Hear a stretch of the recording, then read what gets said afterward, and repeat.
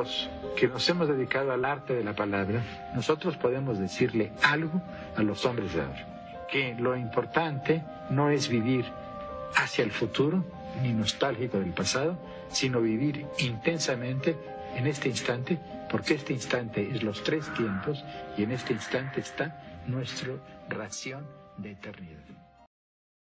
Honró a su país, nos honró a nosotros con su inteligencia, con su preocupación por México.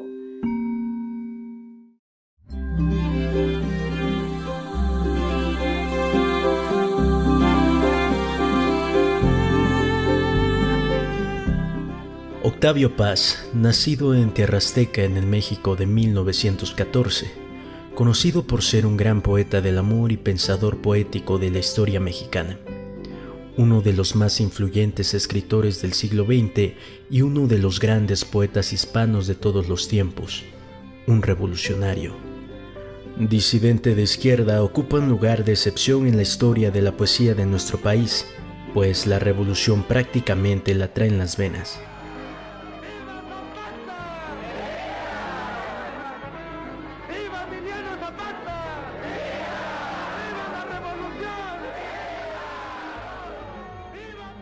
Desde su abuelo Irineo Paz, quien fue un revolucionario, un rebelde liberal primero con Juárez y luego contra este mismo junto a Porfirio Díaz.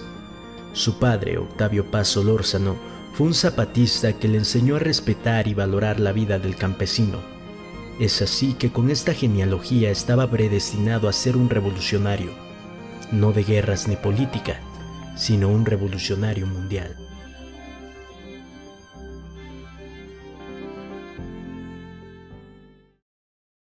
Creado en Mixcoac por su madre Josefina Lozano, su tía Amalia Paz Solórzano y su abuelo paterno, Irineo Paz, inicia sus intereses literatos desde una muy corta edad. A los 17 años publica sus primeros poemas en la revista Barandal en 1931, para después dirigir las revistas Taller en 1939 e Hijo Pródigo en 1943. Mi casa, mi gente, mi tierra. Todo comienza en un jardín. Lo recuerdo, me recuerdo. Jardín con niño. A tientas me adentro. Pasillos, puertas que dan a un cuarto de hotel, a una interjección, a un páramo urbano.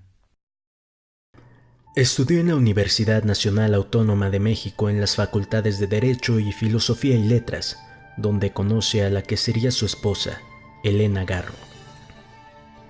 En 1937 viaja a Yucatán a fundar una escuela para hijos de obreros y campesinos. Es ahí donde escribe Entre la piedra y la flor, un poema donde habla sobre la explotación a la tierra del campo y del mismo campesino yucateco. En ese mismo año, Paz es invitado a España durante la Guerra Civil como miembro de la delegación mexicana al Congreso Antifascista, donde mostró solidaridad con los republicanos y donde también tuvo la oportunidad de conocer a los poetas de la revista Hora de España, cuya ideología política influye ampliamente en sus escritos juveniles. Sin embargo, tiempo después, esta ideología política cambia debido a que se da cuenta que para él ningún partido político respetaba los derechos de la libertad del hombre. Octavio Paz reside fuera de su país natal unos 10 años, desde que gracias a la beca Guggenheim en 1943 inicia sus estudios en la Universidad de California, en los Estados Unidos. 2 años después sirve como diplomático mexicano y es enviado a Francia, donde se empapa de las últimas llamas del surrealismo que influye en su obra y en su pensar, colaborando en la revista Spirit. En la capital francesa comenzó su alejamiento del marxismo y el existencialismo para adentrarse en un socialismo utópico y sobre todo al surrealismo, que entiende como actitud viral, introducido al círculo por Benjamin Peret y principalmente su gran amigo André Breton. Durante ese tiempo, el término libertad adquiere el verdadero significado que él buscaba. La poesía se dice, pero ¿qué es decir? Decir, hacer. Entre lo que veo y digo, entre lo que digo y callo, entre lo que callo y sueño, entre lo que sueño y olvido, la poesía. Recordando los años vividos en Los Ángeles, California, un estado con gran número de inmigrantes mexicanos quienes inspiraban en él una de las preguntas más importantes en la trayectoria de Octavio Paz, que era, ¿qué significa ser mexicano? Es gracias a eso que empieza a escribir sobre el tema, por la convivencia diaria entre este nuevo ser, catalogado como pachuco, un ser que reniega de sus raíces pero que a la vez sigue siendo obvia su procedencia mexicana, haciendo de esto su sello característico, siendo este tema el primer pilar que construye poco a poco en una de sus obras, que más adelante le darían el Premio Nobel de Literatura en 1990. Corría en París el año de 1950 cuando por fin Octavio Paz publica el ensayo más innovador antropológicamente hablando, que trata sobre los pensamientos y la identidad de los mexicanos. El laberinto de la soledad es un texto que Octavio escribe entre 1948 y 1949, mientras él desempeñaba en Francia un cargo diplomático. Poco antes había publicado Águila o Sol. Esto indica que de los años 1947 a 1949, Octavio Paz entra en un periodo de gran creatividad, pues había encontrado su estilo y sus temas, los cuales eran una mezcla de poesía e historia, más crítica política. La combinación de poesía e historia es, en efecto, una invariable en la obra de Octavio Paz. Cuando Paz redacta El laberinto de la soledad, se enfrenta al agobio de la historia mexicana, a la relación entre la historia nacional y la historia mundial, es decir, a la dificultad de insertarse en la historia grande del mundo. Este es un tema característico de la reflexión hispanoamericana. La historia editorial del libro demuestra la manera en cómo fue asimilado por el público de México. Se edita en 1950 y la segunda edición es casi 10 años después, en 1959, a lo cual hay que añadir que las ediciones de aquella época no eran muy amplias. Eran tirajes que no pasaban de los 3.000 ejemplares y posiblemente esta haya sido aún más pequeña, de manera que durante 10 años el libro se leyó relativamente poco. Fue un libro que leyeron lo que se podrían denominar las clases intelectuales de México, pero que no había dado el salto a un público más amplio, más numeroso. La segunda edición fue a finales de los años 50. El libro se lee más, pero todavía no pasa realmente a un público mayor. Es hasta el año de 1968 que el libro entra en una circulación más amplia. Muchas revistas literarias pues, que ejercieron una influencia en el mundo literario, además, claro, de su propia obra, desde El laberinto de la soledad, que ha sido uno de los clásicos de la literatura mexicana. Mi libro no es un tratado de sociología, ni es un tratado de psicología. ¿Qué es entonces? Es una confesión, o mejor, una declaración. Una vez le preguntaron a Flaubert, ¿quién es Madame Bovary? Y contestó, Madame Bovary soy yo. Pues bien, este libro mío sobre México y los otros con tema parecido son lo que yo soy. También lo que no soy y no quiero ser y quisiera ser. El desconocido que me habita. Una tentativa por desenterrarme y verme y viéndome ver el rostro de mi país, de mis semejantes. El laberinto de la soledad es una auténtica introducción al país y a su historia, una brújula que guía y orienta en México sin importar el transcurso de los años. Habla de la historia y también del amor, de la religión y del arte. México y mexicano buscan siempre la figura del otro con quien contrastar las diferencias que lo identifican. En su mayoría de veces, el otro es el norteamericano, ante el cual ya no solo le basta diferenciarse, sino que le preocupa lo que crea, piense y diga de él. Sin duda, en este libro se encuentran tantas facetas del mexicano, como son la mentira, el miedo al amor, las discriminaciones, la cultura, costumbres, fiestas, el malinchismo, la mujer, la religión, la identidad, la resignación, la política y el pensar mexicano, pero sobre todo la soledad. La soledad que el mexicano siente y que también resiente en el resto de sus semejantes, lo que lo hace proseguir en su búsqueda. El hombre se siente solo y por eso se escuda bajo una serie de máscaras que lo llevan de engaño tras engaño. Nunca se deja ver.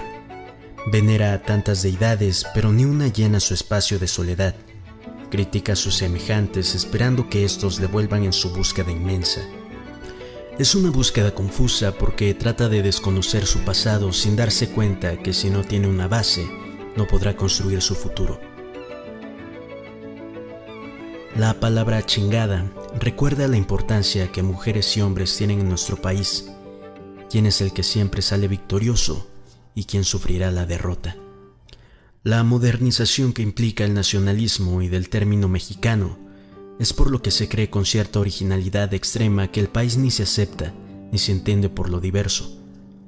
Si México no es uno, su existencia carece de sentido. Así, con este libro podemos saber qué es ser mexicano. Yo soy un hijo de la revolución. Yo nací en 1914. De modo que, ¿qué es lo que hago en el laberinto de la soledad? Hago la crítica del México que yo conocí, que es el producto de la Revolución Mexicana.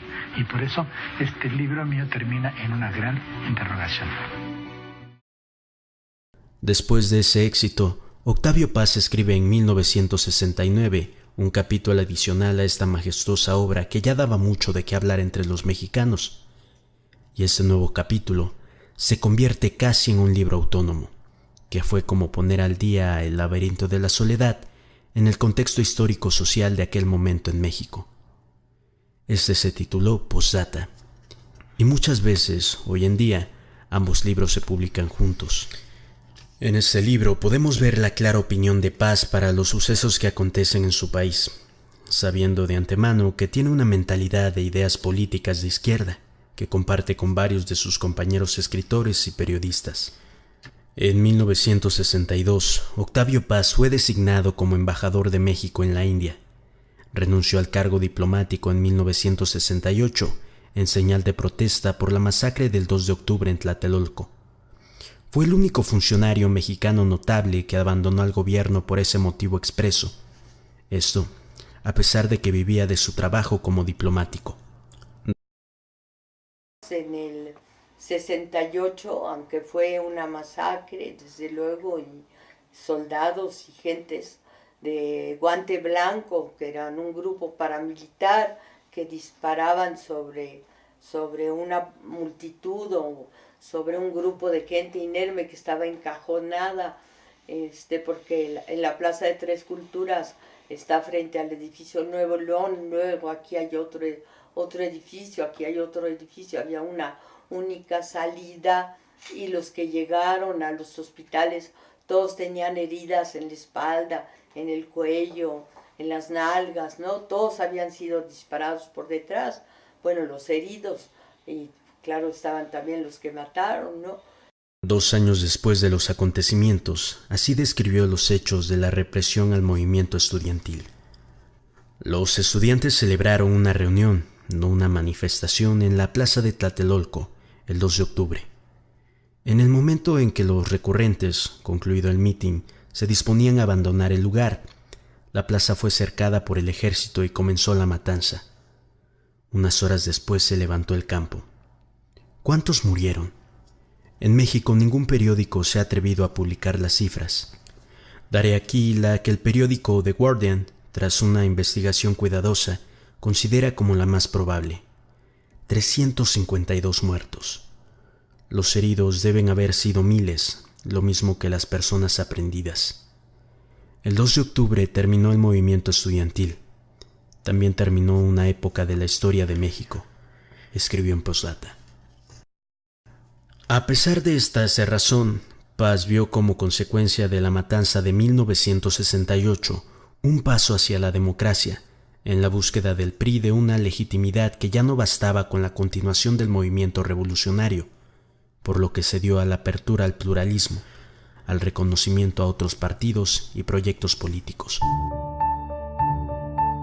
La democracia es diálogo y el diálogo abre las puertas de la paz. Solo si defendemos a la democracia estaremos en posibilidad de preservar a la paz.